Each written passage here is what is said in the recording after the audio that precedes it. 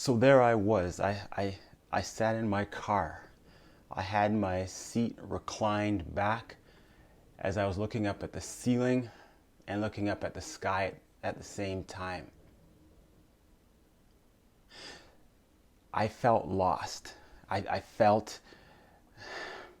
see, words couldn't explain this emotion that had come over me because I've never felt this emotion before.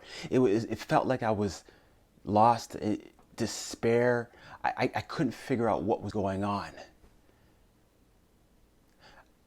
I guess the worst word I could come up with was I was tired. See, my wife has been sick for the last few years and she's going to doctor after doctor, and that's been an emotional stress on me. I had finally just gotten a full-time job just as she had left her job. So now the financial burden was upon me. So now I'm financially stressed. I'm emotionally stressed. I'm mentally stressed. I'm frustrated. I just want things to end. And I'm just tired. I sat in my car and this thought came through my head. I'm done. I really am done. I don't even know what to do right now. I don't know if you've ever been in that spot, but see, I've never had those thoughts cross my mind. See, I'm a go-getter. I'm a fixer. If something goes wrong, I fix it. If something needs to be done, I do it. So I get up and I push on. But in this moment, I couldn't do it. I was frozen in this emotional state. As I said those voices, I heard this inner voice said, get up and call. I'm sorry? Get up and call who? Get up and call Lennox. See, what you don't know about this man, Lennox, is he's very staunch in my life. He's been there from junior high up to now. He's been not just my mentor, but he's been my father. He's been my inspiration. And that voice said, get up, Clem, and call. So with every inch in my body and every fiber, I picked up the phone, dialed his number, and the phone rang. And it rang, and it rang. Hello? He answered. See, I want you to understand, this is Saturday. This is February 28th, 2019. And he picked up the phone. He wasn't actually going to be home. He was supposed to be away, but he decided that he was going to stay home that day, not knowing that I needed him.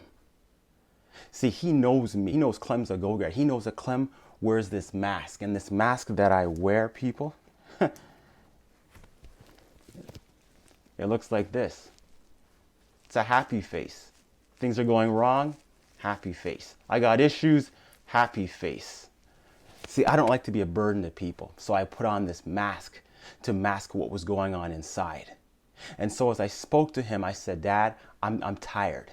He said, Clem, get in your car and drive to where I am.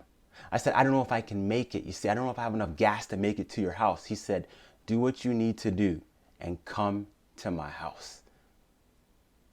So I turned the key ignition and I drove to his house. And right there standing at the door was my dad, arms wide open, gave me the biggest hug I've ever needed. And in his hands were two envelopes. One, he said, this is for you. And the second one, he said, this is also for you. I opened both envelopes. One envelope had a gas card of $50. The second one, ladies and gentlemen, was money that I needed to pay my rent the next day. He didn't know how much I needed. I didn't tell anybody because as the man of the house, my job is to go out and forge through and make things work. So I didn't want to be a burden to anybody. So I didn't tell anybody that I was short. He had the money sitting there to give to me. In that moment, after we had that big hug, I cried like a baby. We're talking about that ugly cry. You know, the cry where tears are flowing and you can't even get the words out of your mouth and you're just stumbling and snot's flying all over the place. And he just held me in his arms and said, it's okay. It's going to be all right. Because in my mind, it wasn't all right. Ladies and gentlemen, three things I learned that day.